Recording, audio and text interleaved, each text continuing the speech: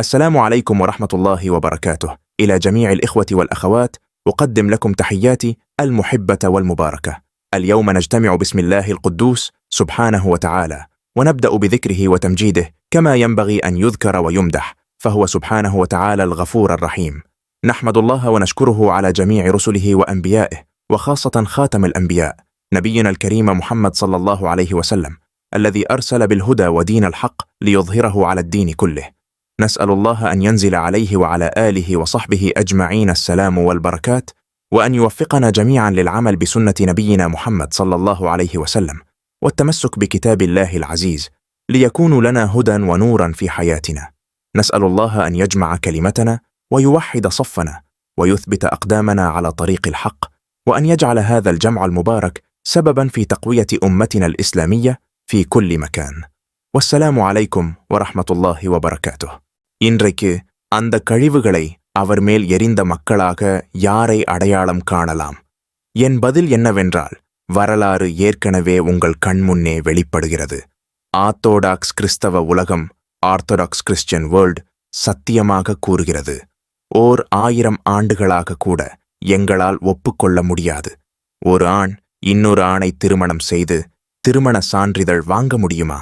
எங்கள் நிலைப்பாடு get lost. அவர்கள் உறுதியாகச் சொல்கிறார்கள், அழுத்தி அடக்குமுறையாளர்களுக்கு, ஆப்ரெசர்ஸ், எப்போதும் நாங்கள் மண்டியிட மாட்டோம். 500 ஆண்டுகளாக அவர்கள் நம்மை அடித்து நசுக்குகிறார்கள். இந்த உலகையே 500 ஆண்டுகளாக அடக்கி வைத்துள்ளவர்கள்தான் அவர் மேல் கழிவுகளை எறிந்தவர்கள்.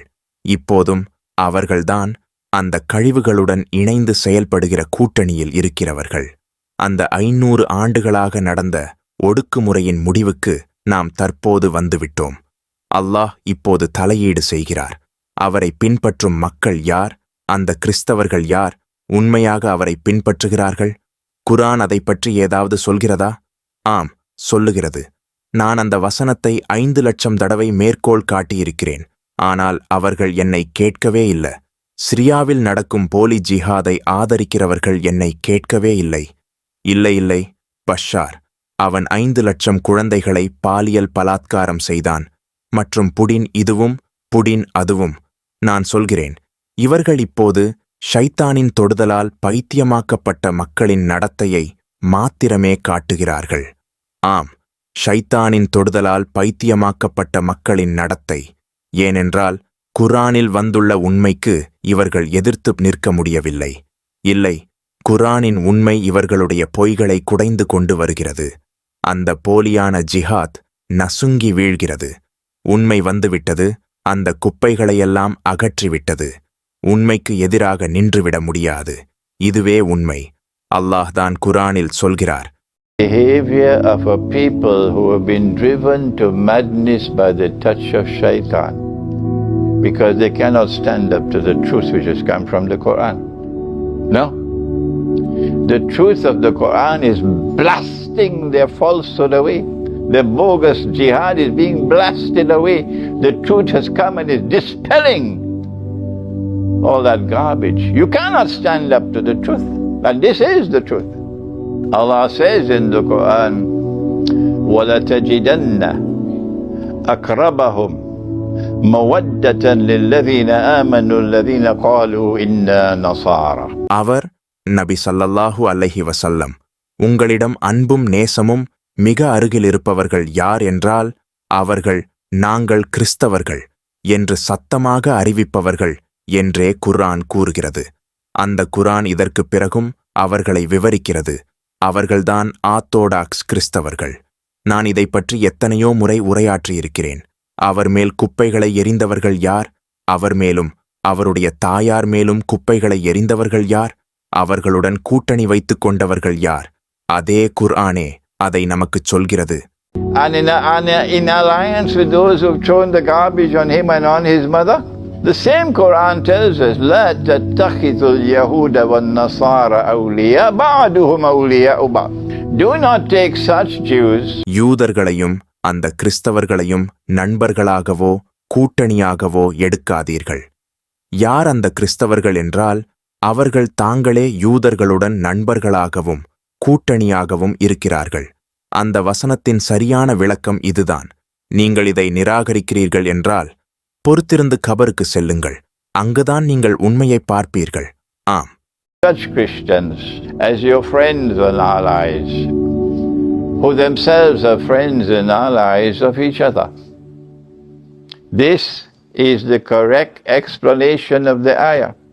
If you reject this, wait until you're in the grave and you'll see. Yes. Ba'duhum awliya'u ba'd.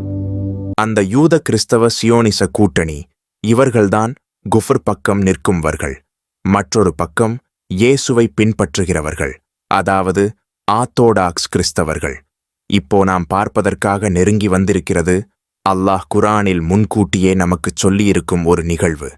அதாவது அல்லாஹ் இந்த பக்கத்தினரை, ஆர்த்தடாக்ஸ் கிறிஸ்டியன் சைடு, அந்த பக்கத்தினரை விட மேலான நிலைக்கு உயர்த்துவார். அந்த எதிர்ப்பக்கம் இப்போது முகம் காட்டத் தொடங்கிவிட்டது. அவர்கள் வந்து கொண்டிருக்கிறார்கள். இந்த பக்கத்துக்கு தலைவராக இருப்பது ரஷ்யா. ஆம், அவர்கள் ரஷ்யாவுக்கு மிகவும் மோசமான பெயர் ஏற்படுத்த என்ன செய்ய முடிகிறதோ அதையெல்லாம் செய்து கொண்டிருக்கிறார்கள். ஆனால் அல்லாஹ் தலையீடு செய்வார். இக்கூட்டணிக்கு உயர்ந்த அதிகார நிலையை கொடுப்பார். அந்த நிகழ்வு நடந்த பிறகு அது தொடரும், இந்த உலகம் முடியும் வரை. இதுதான் இயேசு நபி அலைஹிஸ்ஸலாம் திரும்ப வருவதைப் பற்றிய குர்ஆனில் வரும் முதல் முறை விளக்கம். அவர்கள் திரும்ப வருவார்கள், தம் ஜனங்களை வழி நடத்துவார்கள். அவர்கள்தான் உலகத்தில் ஆதிக்கம் செலுத்தும் மக்களாக இருப்பார்கள். அவர்கள் தங்கள் கிலாஃபா நிலையை பெறுவார்கள். அந்த கிலாஃபா தான் உலகில் ஆட்சி செய்யும் நிலையாக அமையும். இது புரிந்து கொள்வது அவ்வளவாக கடினமா? நாங்களும் நம் கிலாஃபா நிலையை பெறுவோம். அதற்கு தலைவராக இருப்பவர் இமாம் மஹ்தி அலைஹிஸ்ஸலாம். முடிக்கிறதற்குள் இன்னொரு விஷயம் மட்டும் சொல்ல விரும்புகிறேன். இந்த இரண்டு பக்கங்களுக்கிடையிலான தொடர்பு என்ன? அல்லாஹ் குர்ஆனில் மிக அற்புதமான முறையில் இதை விளக்குகிறார். சூரத் அஸ்-ஸஃபில் என நினைக்கிறேன். அவர் சொல்கிறார், which is led by Imam al-Mahdi. And I have one more thing to say before I end. What is the relationship between the two? Allah speaks in wonderful ways in the Quran, in Surah As-Saff, I think it is. And he says, Ya Bani Israel, inni Rasulullah ilaykum. And goes on to say, wa mubashiran, I've come to give you the good news. Bi Rasulin, of a prophet, of a messenger. Ya'ti min ba'di, who will come after me. Ismuhu Ahmad, and whose name will be Ahmad. Oh, but Allah has spoken in the Quran. And he says, Ma Muhammad illa Rasul.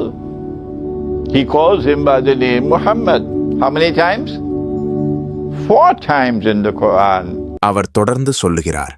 பின்னர் அவர் கூறுகிறார், என்னை தொடர்ந்து வரும் ஒரு புரட்சிகரமான தூதர் பற்றிய நல்ல செய்தியை நான் உங்களுக்கு கூற வந்திருக்கிறேன். என் பின்பு வருவாரான ஒரு நபி, ஒரு தூதர் வருவார் என்று. அவரது பெயர் அஹ்மத் என்று. ஆனால் அல்லாஹ் குர்ஆனில் பேசும்போது அவர் அவரை முஹம்மது என்று அழைக்கிறார். எத்தனை முறைகள்? 4 முறைகள். குர்ஆனில் 4 முறைகள் முஹம்மது என்ற பெயரை பயன்படுத்துகிறார் அல்லாஹ். அப்படியென்றால் ஏன் அஹ்மத் என்ற பெயரை பயன்படுத்துகிறீர்கள்? இது சீர்கேடாக முடியாது. குர்ஆனில் தவறுகள் இல்லை. ஏதேனும் காரணம் இருக்க வேண்டும். அல்லாஹ் முஹம்மது என்ற பெயரை பயன்படுத்துகையில் ஏன் அஹ்மத் என்று வேறு பெயரை பயன்படுத்துகிறார்? பதில் இதுதான். அன்பு இருக்கும்போது, தீவிரமான அன்பு இருக்கும்போது இரகசியமான ஒரு பெயரை பயன்படுத்துவோம், சிறப்பு பெயரை. நீங்கள் ஒருபோதும் காதலிக்கவில்லை என்பதில்லை. அப்போ உங்கள் காதலனுக்காக ஒரு இரகசியமான பெயரை பயன்படுத்துவீர்கள். அப்படியே ஈசா அலைஹிஸ்ஸலாம் திரும்ப வந்தால் அவர் முஹம்மது என்று ஒருபோதும் கூறமாட்டார். எப்போதும் அஹ்மத் என்று அழைப்பார். ஏனென்றால் இவங்க இருவருக்கும் உள்ளிடையே அன்பு என்ற பந்தம் இருக்கிறது. இவங்க இருவருக்கும் இவ்வளவு அன்பு இருக்கிறதென்றால் அதற்கு பொருள் என்னவென்றால் இந்த உம்மத் சமூகம் மற்றும் அந்த உம்மத் ஒருவருக்கொருவர் அன்பு பந்தத்துடன் இருக்கும். அப்படியென்றால் If these two have so much love for each other, the implication is that this ummah and this ummah will have a bond of love with each other. So wailul lilladhina kafaru Woe unto those who are saying, we pray that Allah subhanahu wa ta'ala எல்லாம் சொல்லி இருக்கிறோம், இப்போது அவ்வாறே சொல்லுகிறோம். அல்லாஹ் சுப்ஹானஹு வா தஆலா நமக்கு அருள் செய்க. இந்த குர்ஆனை நாம் காதலிக்க பாடுபடுவோம். குர்ஆனில் மகிழ்ச்சியையும் சந்தோஷத்தையும் கண்டுபிடிப்போம். இன்றைய உலகத்தை விளக்கும் அதே குர்ஆனில் தேடி பிடிப்போம் என்று நான் பிரார்த்திக்கிறேன். ربنا تقبل منا إنك أنت السميع العليم وتب علينا يا مولانا إنك أنت التواب الرحيم برحمتك يا أرحم الراحمين آمين. அஸ்ஸலாமு அலைக்கும் வரஹ்மத்துல்லாஹி வபரகாத்துஹு.